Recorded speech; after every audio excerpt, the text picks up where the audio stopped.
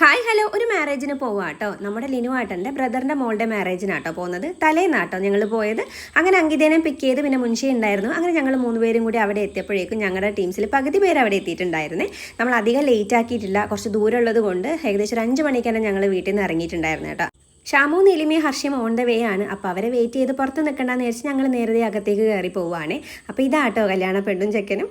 അങ്ങനെ ലിനുവാട്ടൻ നമുക്കൊരു അടിപൊളി സ്വീകരണമൊക്കെ തന്ന് ഞങ്ങളതേ റൂമിലേക്കൊക്കെ കയറ്റി ഇരുത്തിയിട്ടുണ്ട്. അവിടെ ഇരുന്ന് പിന്നെ ഞങ്ങൾ കുറച്ച് നേരം കഥകളൊക്കെ പറഞ്ഞ് കുറച്ച് കഴിയുമ്പോൾ തന്നെ ഷാമുവും ഹർഷയും നീലിമയും എത്തിയിട്ടുണ്ടായിരുന്നു കേട്ടോ. അവരെത്തിയെന്ന് പറഞ്ഞപ്പോൾ പിന്നെ ഞങ്ങൾ താഴേക്ക് ഇറങ്ങി കുറച്ച് നേരം അവിടെ നിന്ന് കഥകളൊക്കെ പറഞ്ഞതിന് ശേഷം നേരെ ഫുഡ് കഴിക്കാൻ വേണ്ടി പോയി കേട്ടോ. ഫുഡ് ഒരു രക്ഷയുണ്ടായിരുന്നില്ല, അടിപൊളി ബിരിയാണി തന്നെ ആയിരുന്നേ. നമ്മളിവിടെ നല്ല ലഗോൺ ബിരിയാണി കിട്ടും കേട്ടോ, അതായിരുന്നു കേട്ടോ അന്നത്തെ ആ ഒരു ഫുഡ് ഉണ്ടായിരുന്നത്.